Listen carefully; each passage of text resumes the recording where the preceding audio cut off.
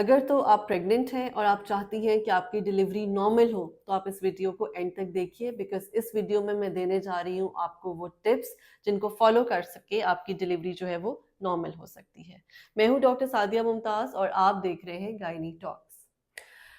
जैसे ही किसी का प्रेगनेंसी टेस्ट जो है वो पॉजिटिव आता है, तो पेशेंट हमें विजिट करती हैं, तो उनका one of the questions on the first visit ये होता है कि जी हम चाहते हैं कि हमारी डिलीवरी नॉर्मल हो। तो मैं हमेशा पेशेंट को यही समझाती हूँ कि एंड तक डॉक्टर की भी यही कोशिश होती है कि पेशेंट की डिलीवरी नॉर्मल ही रहे। लेकिन नॉर्मल डिलीवरी होने में सिर्फ ना तो डॉक्टर और ना ही सिर्फ पेशेंट ये दो फैक्टर्स हैं, बल्कि दो और फैक्टर्स भी हैं जिन पे डिपेंड करता है कि आपकी डिलीवरी नॉर्मल हो। और वो क्या है? सबसे पहले तो ऑब्वियसली पेशेंट हरसेल्फ, सेकेंडली बच्चा। बच्चा उस लेबर को और इस प्रेगनेंसी को किस तरह से लेता है और कैसे बिहेव करता है। And the third one is the passage, वो रास्ता जहां से बच्चे ने बाहर आना है। वो पैसेज और पैसेंजर की आपस में इंटरेक्शन कैसे होती है। और अगर तो ये सब चीजें फेवरेबल होती हैं तो डिलीवरी नॉर्मल हो जाती है। लेकिन कहीं भी किसी स्टेप पर भी किसी एक जगह पे भी कोई रुकावट आती है या कोई कॉम्प्लिकेशन होती है, तो obviously we have to think otherwise और हमें आपका ऑपरेशन करना पड़ता है। लेकिन वो कौन सी ऐसी टिप्स हैं जिनको फॉलो करके थ्रू आउट 9 मंथ्स, जिनको आप फॉलो करके नॉर्मल डिलीवरी की तरफ जा सकते हैं, हम इस वीडियो में उनको डिटेल से डिस्कस करेंगे। अगर तो आपकी फर्स्ट प्रेगनेंसी है, 80 to 85% चांसेस है कि आपकी डिलीवरी नॉर्मल होगी, अनलेस कि आपकी हड्डी छोटी नहीं है या आपको कोई medical disorder, complicated medical disorder, unmanaged medical disorder नहीं है। मेडिकल डिसऑर्डर को भी अगर हम डील कर लेते हैं, उसको ट्रीट कर लेते हैं, तो हम नॉर्मल डिलीवरी की तरफ जा सकते हैं। इसके अलावा अगर पहले से आपकी नॉर्मल डिलीवरी है, तो फिर तो डेफिनेटली 90 to 95% चांसेस है कि अगली डिलीवरी भी आपकी नॉर्मल ही होगी। तो फर्स्ट ऑफ ऑल, एक तो जैसे ही आपको पता चले कि आप प्रेग्नेंट हैं, अपना पहला विजिट अपने डॉक्टर को कीजिए, ताकि उस टाइम पे अगर कोई कॉम्प्लिकेशन है तो उसको रजिस्टर किया जाए।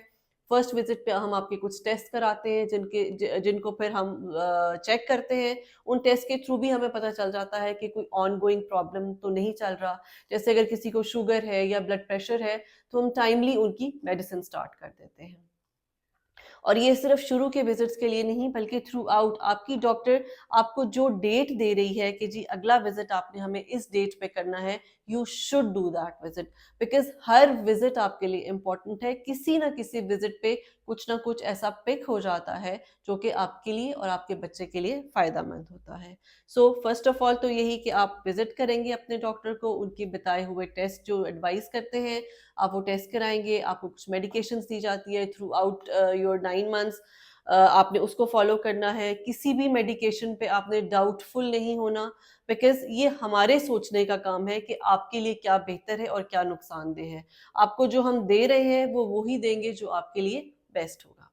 सेकेंडली, अपने आप को मोबिलाइज रखिए। एक्सरसाइज जो है थ्रू आउट आप अपनी प्रेगनेंसी करेंगे। मुझसे ये क्वेश्चन अक्सर और बेशतर किया जाता है कि हमें हमल के दौरान क्या हमें एक्सरसाइज करनी चाहिए? जी हाँ, आपको बिल्कुल एक्सरसाइज करनी चाहिए।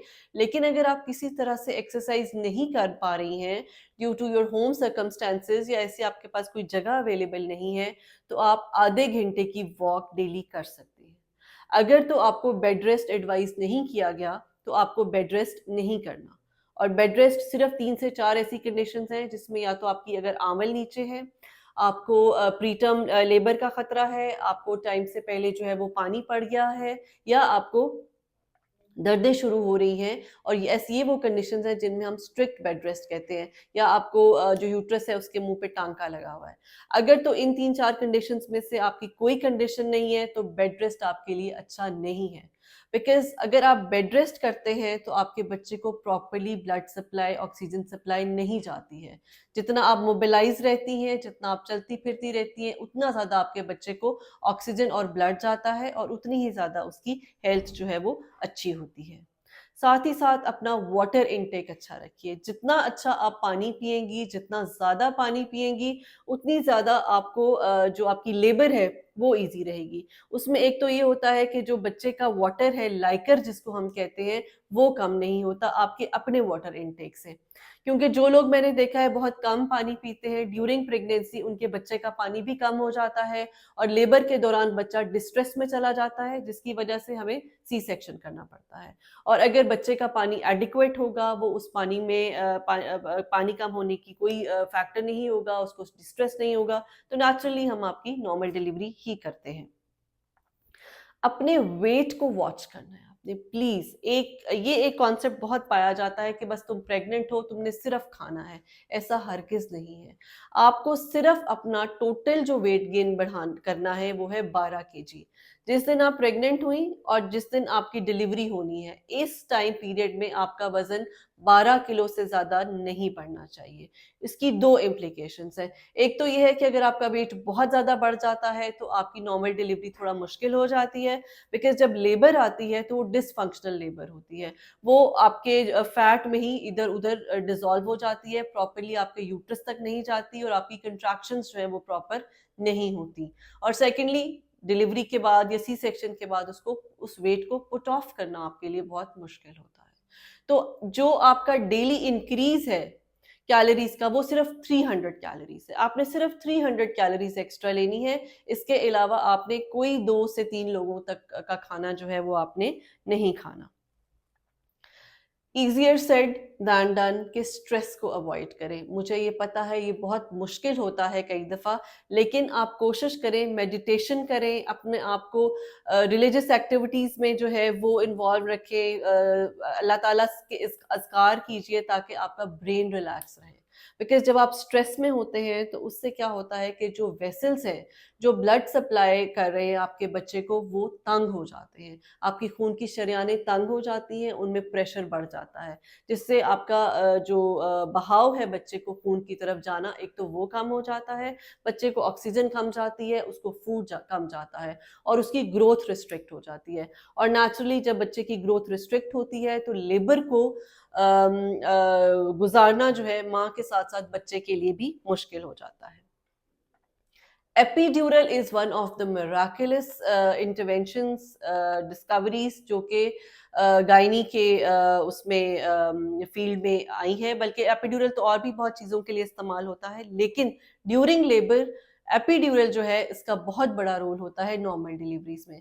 मुझे पता है अभी मुझे बहुत से कमेंट्स आने वाले, नहीं जी एपीड्यूरल डॉक्टर ऐसे ही कह देते हैं, इसके बाद कमर में दर्द होता है, एपीड्यूरल का रोल नहीं होता, एपीड्यूरल से दर्दें नहीं होती, एपीड्यूरल से पुश नहीं होता। तो ट्रस्ट मी, ये सब मिथ्स हैं। हम मेरे पास कितनी ऐसी पेशेंट्स होती हैं कि जो लेबर को जो है वो टॉलरेट नहीं कर सक रही होती, वो ऑफ द रिकॉर्ड मुझे कहती है कि डॉक्टर साहबा प्लीज आप मेरा बड़ा ऑपरेशन कर दीजिए, क्योंकि फैमिली वाले मुझे नहीं करवाने देंगे, लेकिन आप ये कह दें कि बच्चा ठीक नहीं है या कोई प्रॉब्लम हो रहा है, क्योंकि मुझसे लेबर बर्दाश्त नहीं हो रही। लेकिन कन्वर्सली अगर वही पेशेंट्स एपिड्यूरल लगवा लेती हैं तो वो रिलैक्स हो जाती हैं। एपिड्यूरल से दर्दें आती जरूर है, लेकिन पेशेंट को फील नहीं होती, बच्चा भी डिस्ट्रेस में नहीं जाता और यूट्रस जो है वो आहिस्ता आहिस्ता कंट्रैक्शंस के साथ ओपन होता रहता है और आराम से आपकी डिलीवरी हो जाती है।